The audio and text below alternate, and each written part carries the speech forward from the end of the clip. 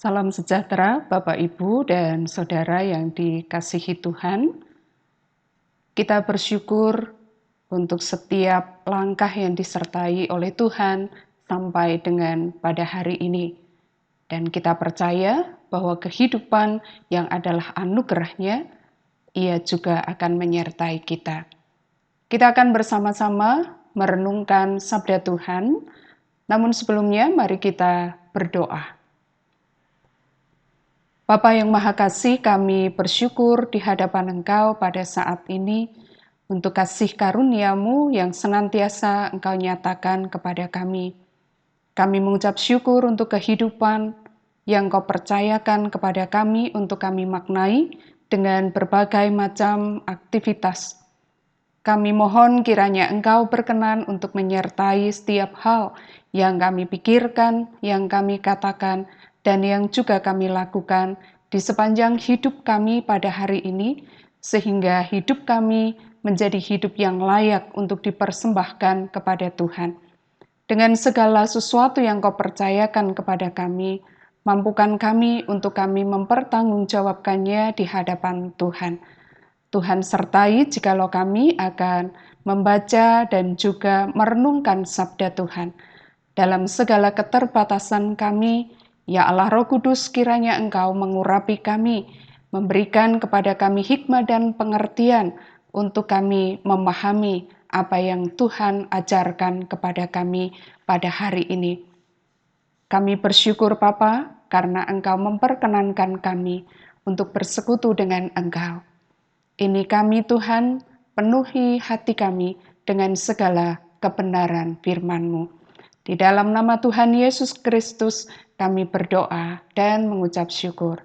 Amin. Pada hari ini kita akan bersama-sama merenungkan firman Tuhan yang diambil dari Yehezkiel pasal 18 ayat 5 sampai dengan ayatnya yang ke-18. Demikian sabda Tuhan.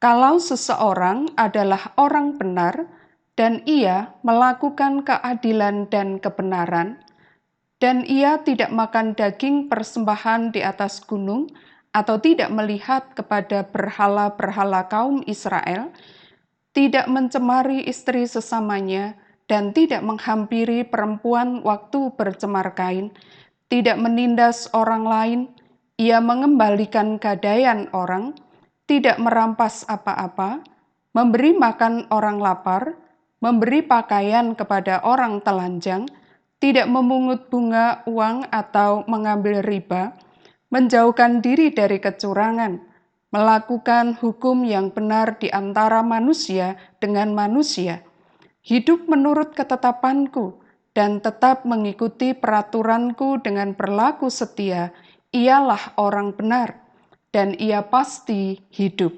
Demikianlah firman Tuhan Allah.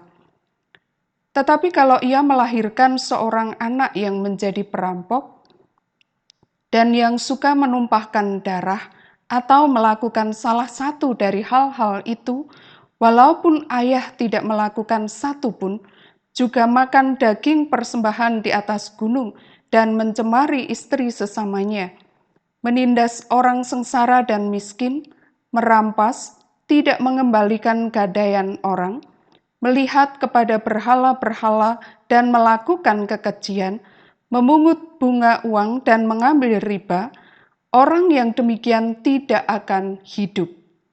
Segala kekejian ini dilakukannya, ia harus mati. Darahnya tertimpa kepadanya sendiri. Sesungguhnya, kalau ia melahirkan seorang anak, dan anak ini melihat segala dosa yang dilakukan ayahnya, tetapi menginsafi hal itu, sehingga tidak melakukan seperti itu, ia tidak makan daging persembahan di atas gunung, dan tidak melihat kepada berhala-berhala kaum Israel, tidak mencemari istri sesamanya, tidak menindas orang lain, tidak mau meminta gadai, tidak merampas apa-apa, memberi makan orang lapar, memberi pakaian kepada orang telanjang, menjauhkan diri dari kecurangan, tidak mengambil bunga uang atau riba, melakukan peraturanku dan hidup menurut ketetapanku, orang yang demikian tidak akan mati karena kesalahan ayahnya. Ia pasti hidup. Ayahnya yang melakukan pemerasan, yang merampas sesuatu, dan yang melakukan hal-hal yang tidak baik di tengah-tengah bangsanya, sungguh ia akan mati karena kesalahannya. Demikian bacaan firman Tuhan pada hari ini. Bapak, Ibu, dan saudara-saudara yang dikasihi Tuhan, manusia memiliki kecenderungan untuk menyalahkan orang lain ketika sesuatu yang buruk terjadi di dalam kehidupannya.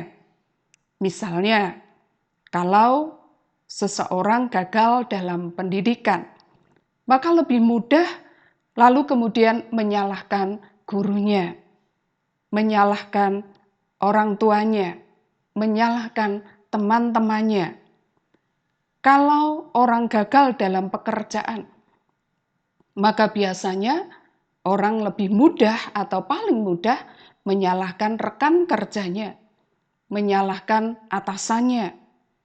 Kalau orang gagal dalam pernikahan, maka paling cepat orang akan menyalahkan pasangannya, atau mungkin juga orang tuanya, atau bahkan juga anaknya.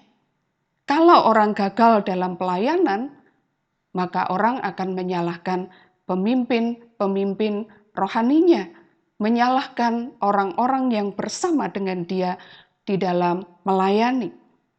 Ketika seseorang sakit, ketika seseorang menderita karena bencana, maka kerap kali manusia mudah untuk menyalahkan pihak yang lain.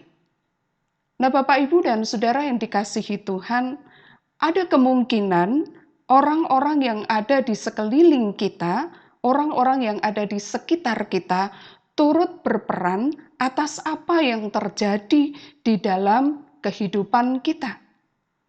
Tetapi, satu hal yang kita tidak boleh lupa, bahwa kita adalah orang yang menentukan pilihan bagaimana kita akan menyikapi apa yang dilakukan oleh orang-orang yang ada di sekitar kita. Keputusan ada pada setiap kita pribadi lepas pribadi. Pada hari ini kita bersama-sama membaca firman Tuhan di dalam kitab Yehezkiel pasal 18 tadi. Bangsa Yehuda memiliki keyakinan bahwa mereka dihukum oleh karena dosa-dosa para leluhur mereka, bukan oleh karena dosa yang mereka lakukan. Atas apa yang mereka alami, atas apa yang mereka rasakan, maka paling mudah yang mereka lakukan adalah menyalahkan generasi sebelum mereka.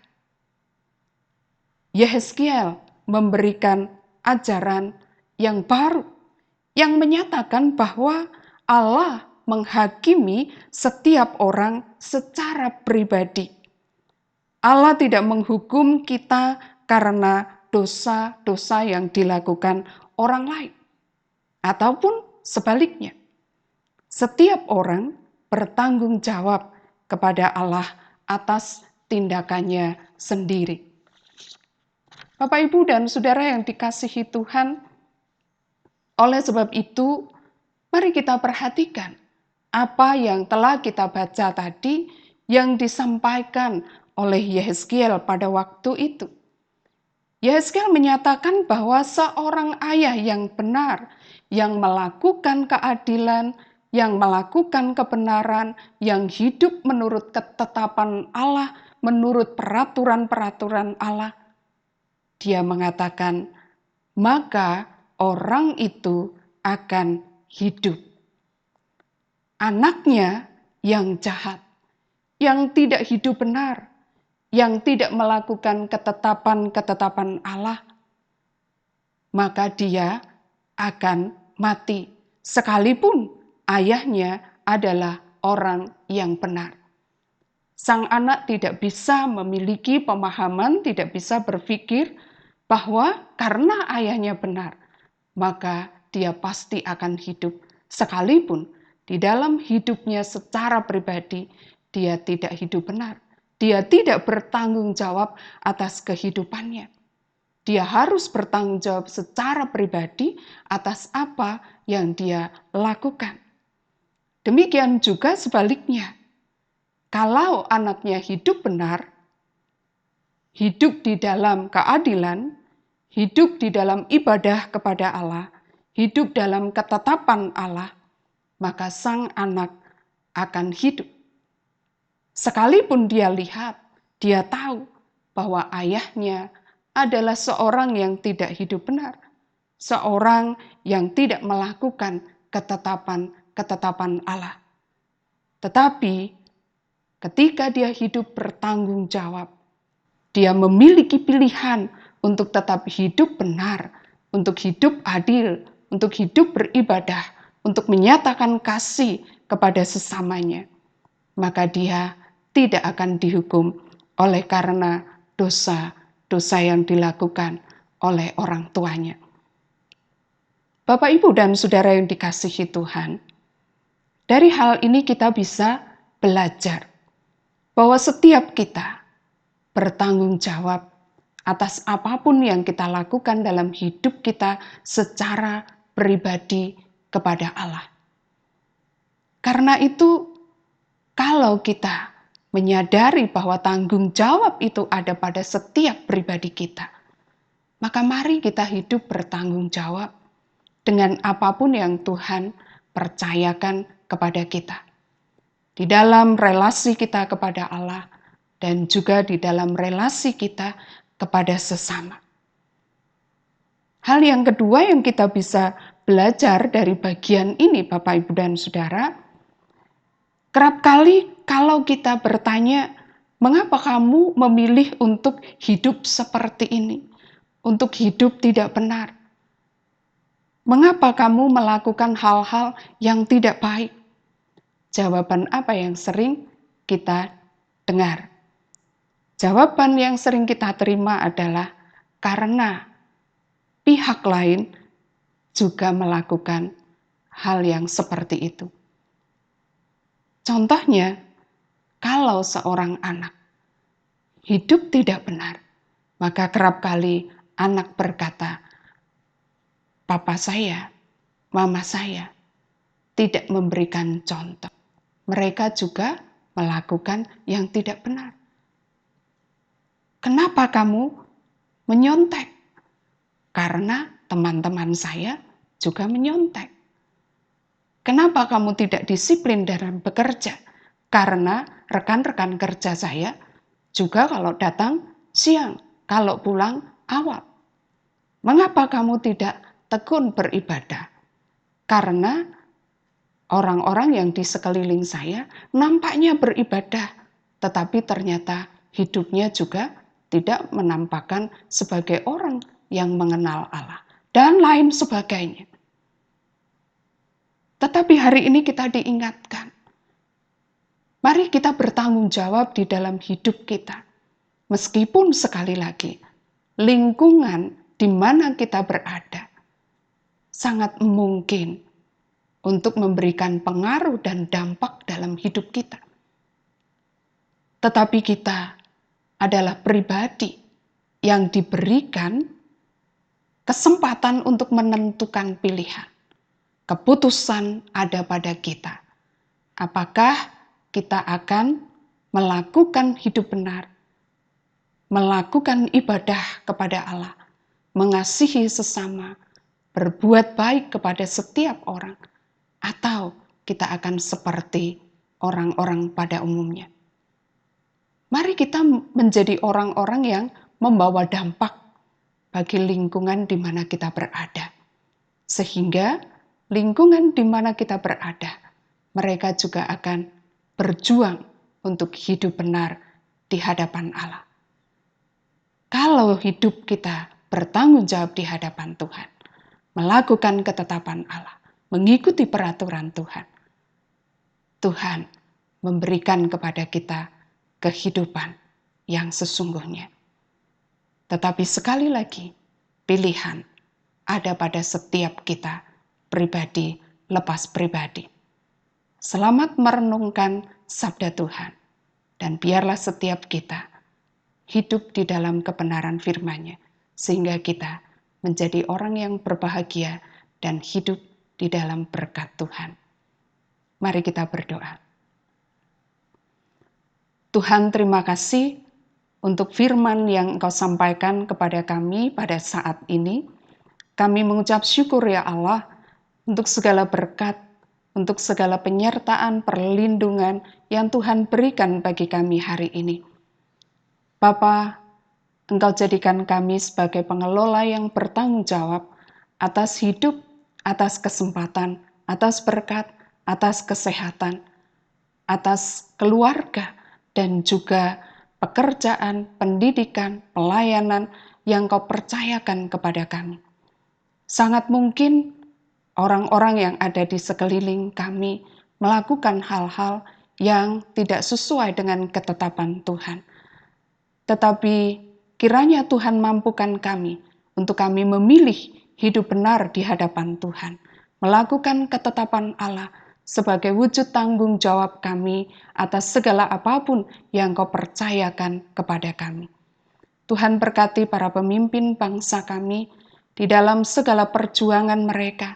Mungkin saja mereka merasa lelah, mungkin saja mereka merasa capek untuk melakukan berbagai macam hal yang telah diperjuangkan. Tetapi Tuhan, kami mohon supaya Engkau terus menambahkan hikmat. Engkau memberikan kesehatan dan kekuatan kepada mereka, kesatuan hati.